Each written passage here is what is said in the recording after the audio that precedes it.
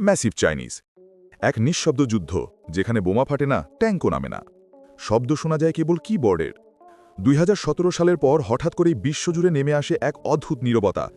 যে চীনা হ্যাকারদের নাম শুনলেই প্রতিযোগীরা কাঁপত, যারা একের পর এক আন্তর্জাতিক হ্যাকিং প্রতিযোগিতায় জিতে আসত, তারা হঠাৎ করেই উধাও। আলো জ্বলছে, মঞ্চ তৈরি, কিন্তু সেই চিরচেনা মুখগুলো আর নেই। প্রশ্ন শুধু একটাই, তারা কোথায়?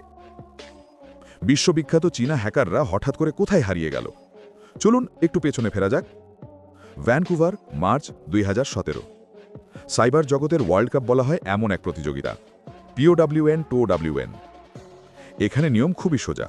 গুগল ক্রম, মাইক্রোসফট উইন্ডোজ, আইফোনের মতো জনপ্রিয় সফটওয়্যার বা ডিভাইসের নতুন এবং পুরাতন দুর্বলতা বা বাগ খুঁজে বের করতে হয়। কোম্পানিকে জানাতে হয় যাতে তারা দ্রুত আপডেট দিয়ে সেগুলো সমাধান করে ফেলতে পারে। হ্যাকাররা পায় বড় অঙ্কের পুরস্কার। বহু বছর ধরেই চীনা হ্যাকাররাই প্রতিযোগিতার তারকা। যে ইভেন্টের নামে পুরস্কার তাদের হাতেই ওঠে। কিন্তু 2017 এই ছবিটা বদলে যেতে শুরু করে। এক একটা আন্তর্জাতিক ইভেন্ট শেষ হয় আর দেখা যায় চিরচেনা চীনের দলগুলো আর প্রতিযোগিতায় অংশ নিচ্ছে না। আমেরিকা থেকে ইউরোপ সবখানে এই একই অস্বস্তি ছড়িয়ে যায়। কি হচ্ছে চীনের হ্যাকারদের সাথে? কেন তারা উধাও? গোটা পৃথিবী জুড়ে প্রশ্ন উঠতে থাকে। এই নীরব সময়ে চীনের সবচেয়ে বড় সাইবার সিকিউরিটি কোম্পানি কুইহো 360 এর সিইও জো হুং উই একটা বক্তব্য দিয়ে আলোচনার কেন্দ্রে চলে আসেন। তিনি বলেন, বিদেশে গিয়ে স্কিল দেখিয়ে লাভটা কি? ওই যাতাটা নাকি খেলোই জয়ী, অর্থাৎ শুধু লোক দেখানো। তার মতে পৃথিবীর বড় বড় কোম্পানির যে সকল দুর্বলতাগুলোকে ধরা হয় তার দাম আসলে কয়েক লাখ টাকা নয়, বরং কয়েক মিলিয়ন ডলার পর্যন্ত হওয়া উচিত। এর কিছুদিন পরেই দেখা যায় চীনা হ্যাকাররা বিদেশি প্রতিযোগিতায় অংশ নেওয়া প্রায় বন্ধ করে দেয়। মজার ব্যাপার হলো, এটা হ্যাকারদের ব্যক্তিগত সিদ্ধান্ত না, বরং সরকারের নিষেধাজ্ঞা আছেন।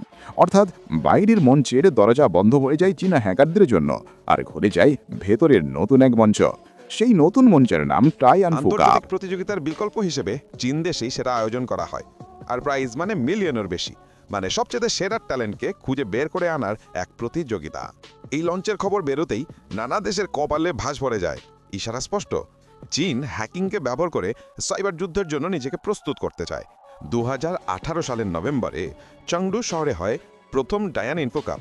ঠিক সেই মঞ্চেই উঠে আসে এক ঝড়ের নাম। কুইহো 360 এর গবেষক কি ঝঞ্ঝাও দেখান কিভাবে শুধু একটা বিশেষ ওয়েব পেজ খোলা মাত্রই আইফোনকে দূর থেকে নিয়ন্ত্রণে নিয়ে যায়। উইন্ডো খুলতে হয় সাফারি ব্রাউজার দিয়ে, তারপরে অপারেটিং সিস্টেমের গভীরা লুকানো ফাঁক দিয়ে তারা ডিভাইসকে এক্সার্চ করা যায়। ব্যবহারকারী বুঝতেই পারে না, কোনো সতর্কবার্তা উঠে না, তবুও মাইক্রোফোন, ক্যামেরা, লোকেশন, মেসেজ সবকিছু এক অদৃশ্য হাতে চলে যায়। এই এক্সপ্লয়েটের নাম দেওয়া হয় কায়স, কারণ এটার প্রভাবেই বিশৃঙ্খলা তৈরি করে। এমন এক্সপ্লয়েট কালো বাজারে গেলে মিলিয়ন ডলার পাওয়া যায়। অপরাধ চক্র বা কোনো রাষ্ট্র চাইলে হাতের হাতের মানুষের ফোনে নজরদারি বসিয়ে দিতে পারে কায়স হ্যাকিং সিস্টেম কিনে। এরপরে কি হয়? 2019 সালের জানুয়ারিতে অ্যাপেল নীরবে আপডেট দিয়ে সেই ঠাঁক বন্ধ করে দেয়। কিন্তু আসল চমক আসে ওই বছরেরই অগাস্টে। গুগল একটা রিসার্চে প্রকাশ করে দীর্ঘ সময় ধরে আইফোনে একটা বড় মাপের হ্যাকিং ক্যাম্পেইন রয়েছে। 5টা আলাদা হ্যাকিং গ্রুপে সমাপ্ত করা হয়। তার মধ্যে একটা পর্যন্ত এটা আনিপ্রকাবে দেখানো। কায়স এর সাথে মিলে যায়। ধাপে ধাপে কাঠাময় কাঠের ধারণে সবকিছুতেই, অর্থাৎ মঞ্চে যে ডেমাটা হয় বাস্তব জগতে সেটাই ব্যবহার করে নজরদারি চালানো হয়। পরে মিডিয়া অনুসন্ধান, গুগলের টেকনিক্যাল নোট আর অ্যাপেলের সময়রেখায় মিলিয়ে বোঝা যায় প্রধান টার্গেট ছিল শিংচিংয়ের উইঘুর মুসলিমরা।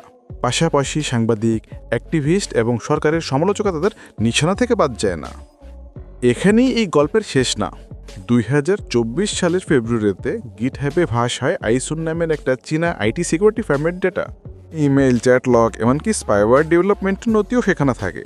ফাঁস হওয়া কাগজপত্রে দেখা যায় তারা সাইবার স্প্যাং টুল বানায় এবং সেগুলো সরাসরি সরকারি সংস্থা এবং চাইনিজ মিলিটারিদেরকে দিয়ে দেওয়া হয়। এমনকি চুক্তিতন্ত্রে প্রত্যেকটা হ্যাক মেইল ইনবক্সের জন্য নির্দিষ্ট ফিয়েরও উল্লেখ পাওয়া যায়। এমনকি 2024 সালে মার্কিন ট্রেজারি ডিপার্টমেন্টে চীনের রাষ্ট্র সমর্থিত হ্যাকাররা অনেক প্রবেশ করে, সংবেদনশীল নথি চুরি করে। ওই বছরে অন্তত 9টা মার্কিন telecom network, AT&T, Verizon, T Mobile সহ অনেকগুলো কোম্পানি টার্গেট করা হয়। তার আগের বছর ভোল্টাইফুন নামের একটা পরিচিত চেনা গ্রুপ আমেরিকার এনার্জি এবং ওয়াটার ফিল্ট্রেশন সিস্টেমকে লক্ষ্য করে সাইবার অ্যাটাক চালায়। 2023 সালে গুয়ামের আশেপাশের সামরিক ঘাঁটির কাছে অস্বাভাবিক মালওয়ারও ধরা পড়ে। বিশেষজ্ঞদের পর্যবেক্ষণে জানা যায় এই গ্রুপগুলো বহু বছর নীরবে ভেতরে অ্যাক্সেস নিয়ে রাখে আর সময় এলেই আঘাত করে। মিসাইল নয়, বরং মূল শক্তি কোড। বিস্ফোরণের পর্যন্ত শব্দ নয়, বরং ফ্রিজের নিঃশব্দ স্রোত। এক ক্লিকে ব্যাংকের দরজায় গোলযোগ, আর এক ক্লিকে এয়ারপোর্টের সিগন্যাল অচল, আর এক ক্লিকে বাজারে আতঙ্ক। বাইরে থেকে সব কিছু কেমন যেন স্বাভাবিক মনে হয়, অথচ ভিতরে ডেটা লাভকরণ জ্বলতেই থাকে। সময়ের সব থেকে ভয়ঙ্কর যুদ্ধটা চলছে আপনার পকেটের ভেতরেই। আমরা ভাবি ফোনটা তো নিছক একটি ডিভাইস, কিন্তু এর ভেতরেই আছে আমাদের কথা, ছবি, পড়িয়ে চায় বিশ্বের সব। আর এটাই আজকে যুদ্ধক্ষেত্র। তাই কৌতুকই থাকুন, সতর্ক এবং সচেতন